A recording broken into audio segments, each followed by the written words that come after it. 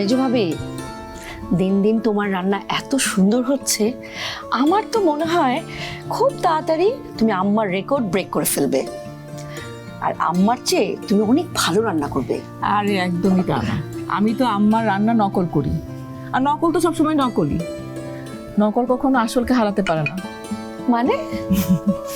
এই যে আমাদের উঠে দাঁড়াতে হবে। স্পিড, সকল অন্যায়ের বিরুদ্ধে রুখে দাঁড়ানোর এনার্জি পার্টনার। এটা হচ্ছে আম্মার রান্নার সিক্রেট ডায়েরি। এটা দেখে দেখে করি বলি হয়তো রান্না এত ভালো হয়। এটা এখনো আছে?